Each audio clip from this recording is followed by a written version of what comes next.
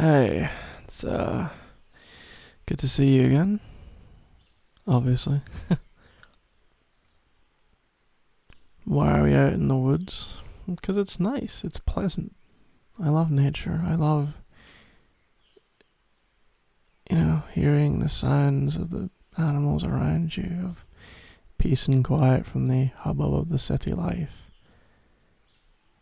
Even the sound of the fire, the warmth, it makes me feel whole, I guess. You ever figure out that riddle? Well, you wrote it down, right?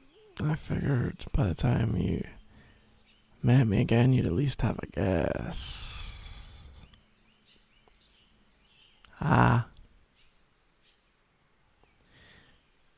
Well, I can tell you the answer, I suppose. Pandora. The legend of Pandora and her box, which is not, believe it or not, a euphemism. If you look,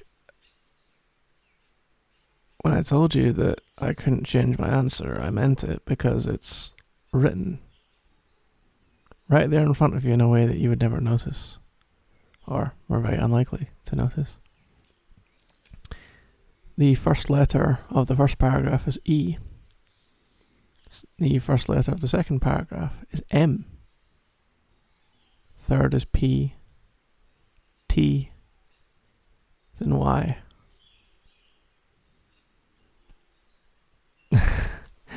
I love getting the reaction. People always go, "Oh my god, really?" It's right there. You just see the first letter of each paragraph, empty, spelled out right in front of you. But also not right in front of you. It's the whole point. That's why it's a puzzle, right? That was actually kind of where I started. Was in Pandora's box. Wrote out EP, the word empty. And went from there to write the story I wanted to write. But there's a lot of lines in that I think are interesting, that are fun, that perhaps open people's eyes to things they don't really want to see, I guess. What do I mean? Well, just that.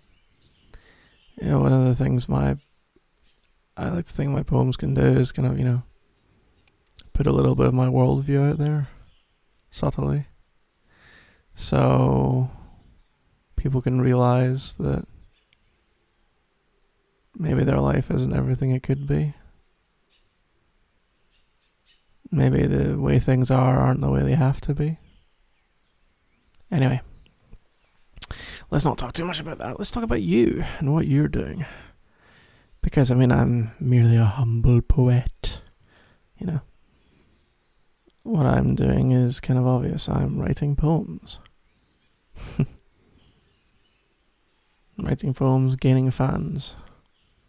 I'm like a rock star, except without the fame, the money, the booze, the many, many offers for intercourse, or really any of the perks whatsoever. Apart from that. I reckon being a rock star probably isn't as...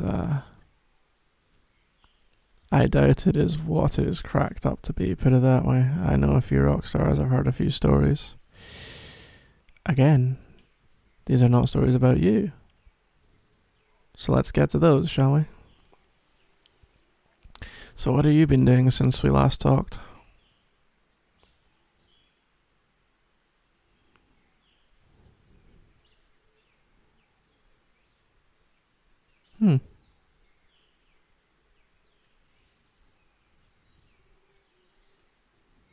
That's fair enough. Well, what did you expect me to say? That's a pathetic life and you should be embarrassed of it.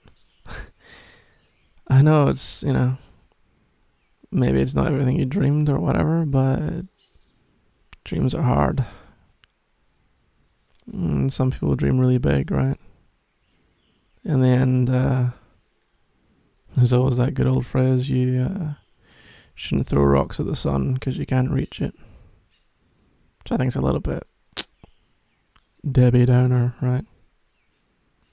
You shouldn't throw a rock at the sun expecting it to reach it first. You can maybe throw the rock at the sun if you, build an absolutely gigantic platform, a spacesuit, have many, many years to climb the ladder to throw a rock at the sun, also somehow don't burn to death.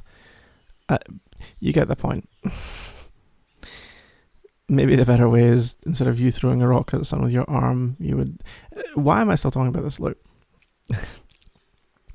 I get weirdly... You're just about the only person who can make me flustered, I guess. Yeah, well, I really do like you. You're just different somehow. Just special, but I guess it's important to note that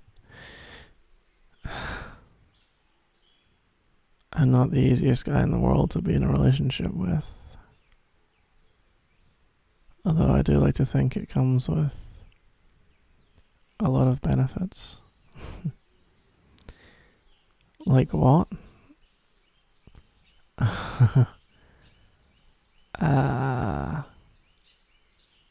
I'll maybe leave those for later on.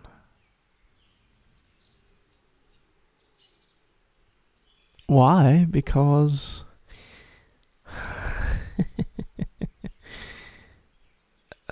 because there's certain things that I doubt you're quite ready for yet. Unless you're willing to throw rocks at the sun, that is. Anyway. Look, let's, this is not what I was supposed to be talking about today. I just wanted to talk to you and, leave all the other stuff of the world behind somewhat and just have a nice, respectable time. Yeah, respectable. What's wrong with respectable? Well, I suppose you're not wrong. Respectable can be oh so boring. But then again, I am, as I say, I suppose something important worth noting for me is if you're hoping to round the bases, so to speak, I'll warn you, I suppose, that there is a large barrier to entry for me. I don't like sleeping with many people. And while I do enjoy your company, I'm not sure you're quite, shall we say, fully committed to a long-term relationship, which is fine. Of course. We've met each other. It's not that I demand your adoring loyalty forever. It's just, that I need a little more time. That's all.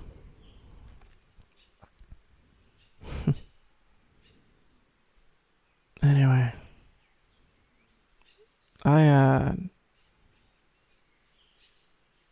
I've got a speech I'm giving in a few days that I'm kind of thinking about right now, and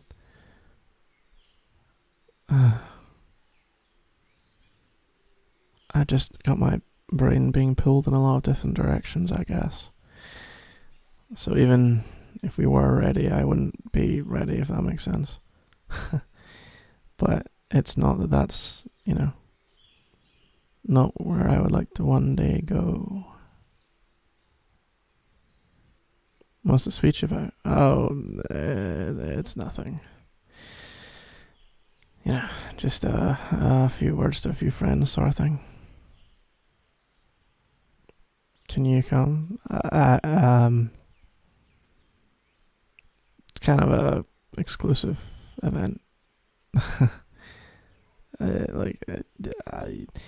There are people who've been, waiting a long time to hear me speak, and then it feels unfair to have people who want to go and can't, and then just shoehorn you in. You see what I mean, right? Anyway, what's the speech about? Well, I guess you could say it's about how people are lost, and how one of the big ideas of my art, my poetry, is to help them see, help them, find out what's really important to them, help them see through a lot of the, in my opinion, lies the world tells them, that kind of thing.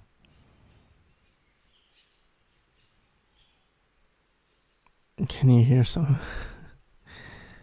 You're not. Don't worry. It won't be that long till you hear all of it.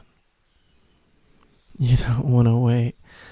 I'm the impatience of this generation, huh? I feel like I'm one of the few people who can wait for anything. I guess I feel a little bit special. You know the answer to the riddle, right? You're starting to understand. It's normal for people to feel kind of lost when you start to see behind the curtain of how society treats us, of how we're told certain things that simply aren't true, of how they try to mold us, of how we should accept things as they are, for that's all they could possibly be, right? And you have all these a revolving door of meaningless faces, the politicians, the TV celebrities, the actors, the sports people, the influencers nowadays, oh yes. A revolving door of faces, all of whom mean nothing because they're not the ones in charge. They're the benefactors of the system, but they don't control it. And I'm not suggesting an Illuminati here, I'm simply suggesting the system, in a sense, self-perpetuates. But the important thing to know is that there are people who also see these things. And, well, this is what the poems are, right? I mean, it must have occurred to you that I'm a awfully popular poet for the modern era. All these people come to see me, all these people welcome newcomers with open arms.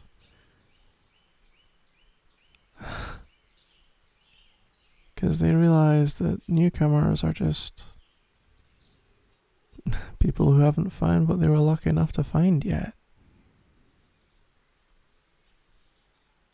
So, sounding like a cult.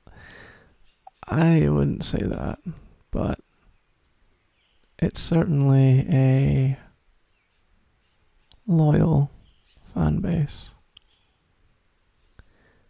And I appreciate all of them so much. Just like I appreciate you.